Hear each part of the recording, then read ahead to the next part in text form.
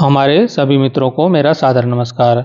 मित्रों, मैं आज आपके लिए लेकर आया हूँ उत्तराखंड बोर्ड कक्षा 10 रंजन कला पेंटिंग के मॉडल पेपर को, जिसका कोड है 041। ये सैंपल पेपर है।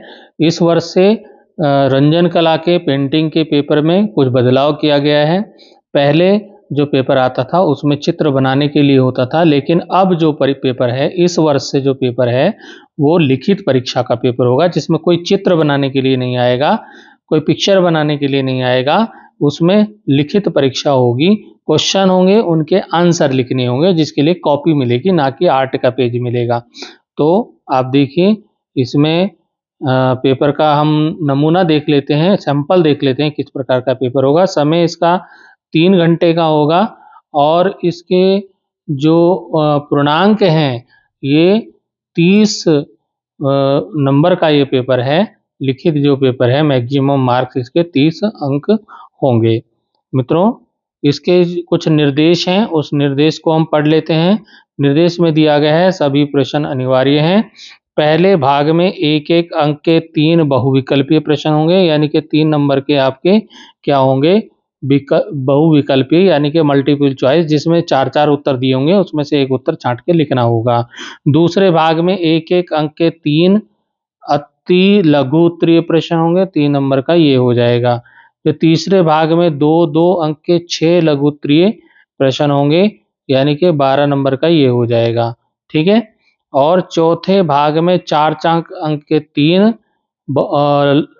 विस्तृत उत्तरीय प्रश्न होंगे, मतलब बड़े लॉन्ग आंसर टाइप क्वेश्चन होंगे।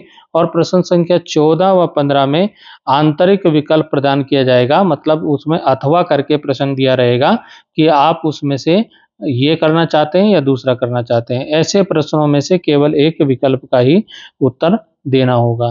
तो ये थे कुछ निर्देश। अब आते हैं कि प्रश्न पत्र किस प्रकार का होगा।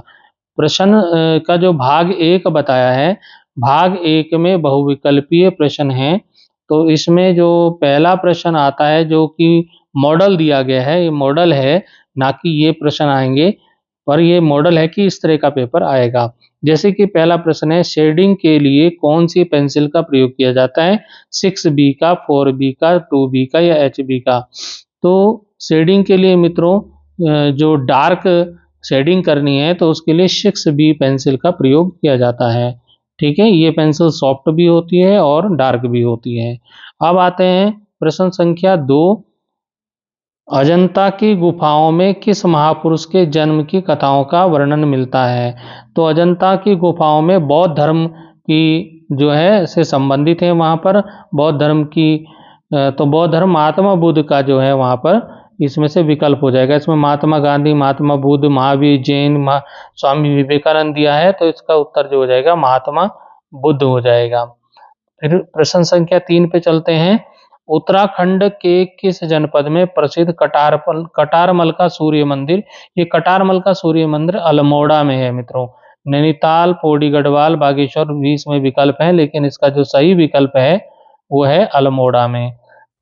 अब प्रश्न पत्र का आता है भाग 2। भाग 2 निश्चित उत्तरीय प्रश्न। मदर टेरेसा पेंटिंग किस चित्रकार द्वारा बनाई गई। तो ये जो पेंटिंग है मदर टेरेसा की, जो सीरीज है, ये सीरीज मकबूल फिदा हुसैन, जिसको MF हुसैन भी बोलते हैं, ने बनाई थी।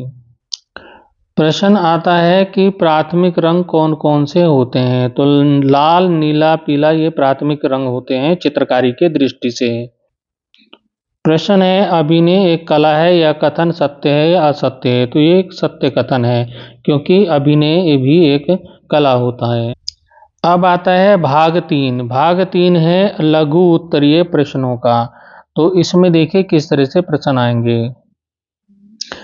प्रश्न है, कला क्या है। कला क्या है, इसका उत्तर आप लिख सकते हैं कि कला जो है, या मैंने दे दिया है, कला मानवीय अभिव्यक्ति का एक रूप है जो सौंदर्य बोध, कल्पना शक्ति और रचनात्मकता के माध्यम से व्यक्त होती है। कला के कई रूप होते हैं, जैसे कि चित्रकला, मूर्तिकला, संगीत कला, नृत्य कला, साहित्य आदि। प्रश्न है डबल ई जो पेंसिल है, इसका उपयोग कब किया जाता है? देखिए, ई ग्रेड पेंसिल 50% ग्रेफाइट और 50% चारकोल से बनी होती है। इनसे ग्रेफाइट पेंसिल की तुलना में ज़्यादा मैट फिनिश वाला काला निशान बनता है। प्रश्न है कि टेम्परा पद्धति क्या है? तो टेम्परा चित्र बनाने की एक परंपरागत तकनीक है। इसमें किसी तरह के संश्लेष युक्त पदार्थ के साथ जलीय रंगों का इस्तेमाल किया जाता है। ये पदार्थ गोंद हो सकता है, अंडा हो सकता है, केशिन आदि हो सकते हैं। प्रश्न संख्या 10 है, जादूगर का नृत्य पेंटिंग कहाँ से प्राप्त हुई? तो इसका जो उत्तर है वो है जादूगर का नृत्य भीमबेटका की गुफाओं की दीवारों में से एक पर बनाई गई है। एक प्रागैतिहासिक पेंटिंग है और यह पेंटिंग भीमबेटका मध्य प्रदेश नामक शिला चिन्ह पर बनी हुई है।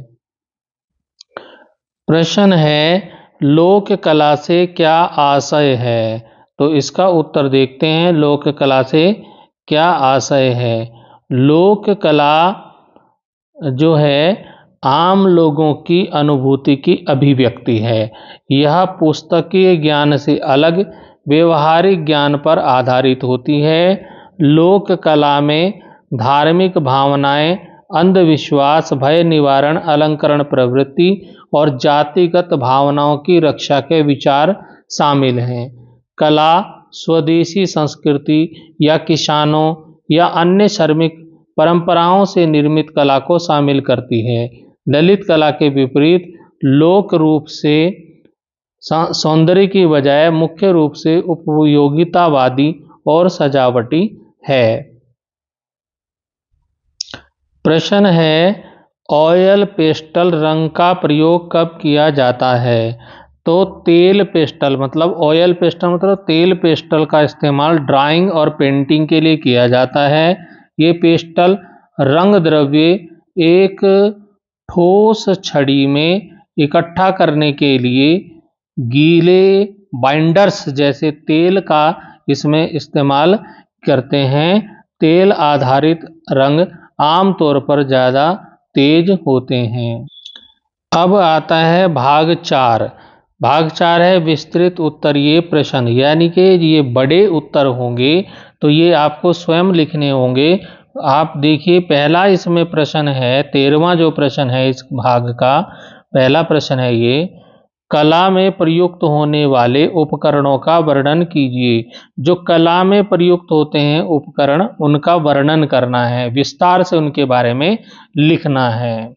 प्रश्न आता है, अजंता एवं एलोरा गुफा की चित्रकला तथा उसके महत्व को समझाइए। अजंता और एलोरा जो गुफा की जो चित्रकलाएं हैं उनके महत्व के बारे में, चित्रकला और उसके महत्व के बारे में बताना है। अथवा अगर ये प्रश्न आपको नहीं आता है तो इसके स्थान पे अथवा करके दूसरा प्रश्न दिया है, चौल काल की नटराज मूर्ति के बारे में आप क्या समझते हैं? सविस्तार लिखिए। 15वां और अंतिम प्रश्न आता है, कलाकार मौलाराम के जीवन परिचय का उल्लेख कीजिए। अथवा करके भी इसमें प्रश्न दिया है। यदि आपको ये वाला नहीं आता है तो ये वाला कीजिए। प्रश्न है, बनी ठनी पेंटिंग किस चित्रकार द्वारा निर्मित की गई?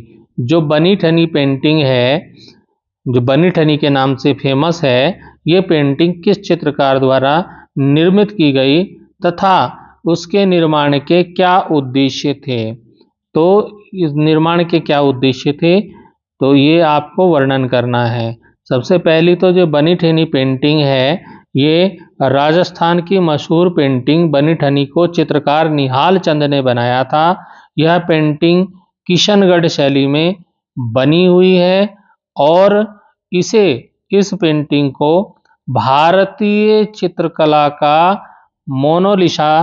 मोनालिसा भी कहा जाता है। बनी ठनी शब्द का अर्थ होता है सजी धजी। अब इस पेंटिंग के निर्माण के क्या उद्देश्य हैं ये आपको पढ़ने हैं और लिखने हैं।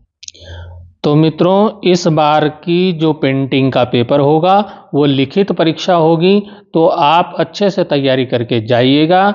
और ये एक मॉडल पेपर मैंने यहाँ पर दिया, सैंपल पेपर, जो कि उत्तराखंड बोर्ड द्वारा जारी किया गया है, तो इससे आपको कुछ मदद मिलेगी, इसकी हेल्प अवश्य लीजिएगा।